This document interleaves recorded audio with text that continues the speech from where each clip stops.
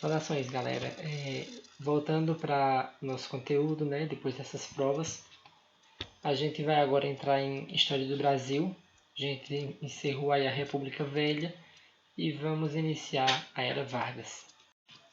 Hoje a gente vai fazer só uma introdução ao conteúdo. A Era Vargas, que foram 15 anos, né, que o Vargas passou no poder. Até agora nenhum presidente conseguiu bater esse recorde, né, de passar tanto tempo na cadeira presidencial. Então a gente vai fazer por etapas. Era Vargas é dividida em 3 partes. De 1930 a 1934 é o governo provisório. Por que provisório? Porque ele entrou a partir de um golpe, né? Então ele não foi eleito presidente. De 35 a 37 a gente tem aí o governo constitucional, né, que elabora-se aí uma constituição, que na próxima aula a gente vai estar vendo alguns pontos mais interessantes dela. E de 37 a 45 nós temos aí a constituição autoritária, né, que talvez seja a parte mais interessante da gente ver. Mas para entender esse conteúdo é preciso que a gente saiba como foi que ele chegou no poder. Como vocês já sabem muito bem, né, existia a política do café com leite no Brasil no início do século XX. Então, em que se definia essa política do café com leite? Uma revisão geral, né? Basicamente, era Minas Gerais e São Paulo que dividiam a presidência do Brasil, né? Uma coisa que deixava os outros estados, as outras províncias inconformadas, porque eles ficavam à margem dessas escolhas. Uma vez era o presidente de São Paulo, outra vez de Minas Gerais. Então, quando o Washington Luiz estava na presidência, ele deveria apoiar o candidato de Minas Gerais. Porém, ele não fez isso. Eis onde se inicia o problema. Ele não apoiou o candidato que Minas Gerais apontou, apoiou o Júlio Prestes, que era paulista, também assim como o Washington Luiz, e o Júlio Prestes acabou ganhando a eleição. Vocês estão vendo essa foto aí colorida que tem é do Washington Luiz e o Júlio Prestes foi o presidente eleito.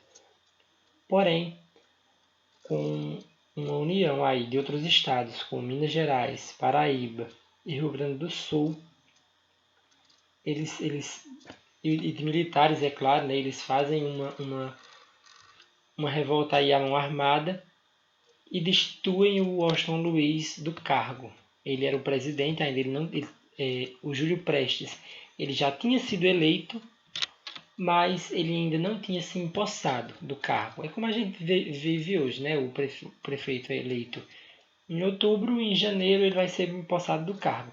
Aconteceu isso. O Washington Luiz estava no cargo, na cadeira presidencial. O Júlio Prestes era o presidente eleito, que ainda ia entrar, mas aí ocorreu esse golpe em 1930, que destituiu o Washington Luiz e colocou o Getúlio Vargas aí na cadeira presidencial.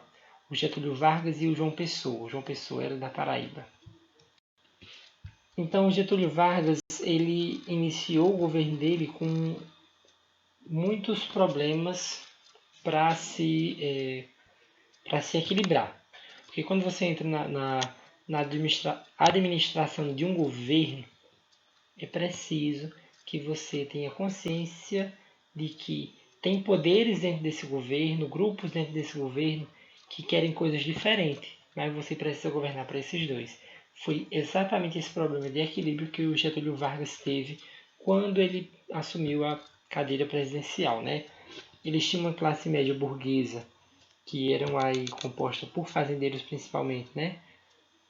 Que eles queriam um país democrático, eles queriam que a Constituição defendesse a propriedade privada, as empresas, um governo liberal que não se inserisse tanto na economia, que favorecesse para que a própria população construísse a riqueza do Brasil sem interferência direta da economia do Estado. E eles queriam também voto censitário. O que é esse voto censitário?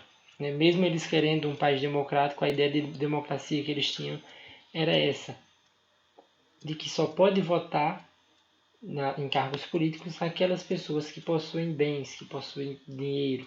Ou seja, é um desejo da elite para favorecer a elite. Nós temos aí também os militares, que ajudaram com esse golpe, foram eles que colocaram o Getúlio Vargas na presidência. Então, nós temos aí os militares querendo um governo centralizado, ou seja, o presidente tomando as rédeas da situação e um governo onde o Estado intervisse diretamente na economia em oposição ao que a classe média e burguesa estava pedindo, Então, nesse contexto, o próprio Getúlio Vargas ele começa a adotar um lado mais autoritário. É como se ele pegasse esse gosto por ser um presidente absoluto, um líder absoluto. Então, ele coloca os poderes executivo e legislador no mesmo indivíduo, ou seja, no presidente. Ele assume esses poderes para ele e também vai ser aí o responsável por nomear governadores e prefeitos. Isso ele vai colocar, é claro, pessoas conhecidas dele do exército, militares, ele vai colocar principalmente nesses governos brasileiros e em prefeituras militares. Então, quem é que sai perdendo com isso? As oligarquias que já estavam enfraquecidas em seus pequenos currais eleitorais e seus mundinhos, onde eles dominavam, eles acabam perdendo cada vez mais esse poder devido ao poder estar centralizado demais no Estado.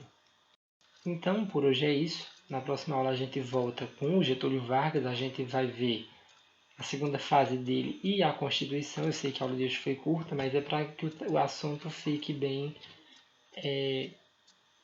detalhadozinho. A gente conclui aqui, pegou essa retrospectiva da política do café com leite, do golpe que fez com que o Getúlio Vargas entrasse na presidência, e a gente viu que ele adotou um lado autoritário já nos primeiros anos do governo dele, dos 15 anos que ele governou o Brasil. Então, na próxima aula a gente vai pegar a segunda fase, a elaboração da Constituição que ele constrói, ele abre mão da Constituição até então vigente no Brasil. Então, na próxima aula a gente vai detalhar mais sobre essa Constituição e eu acredito que já dê para entrar na terceira fase.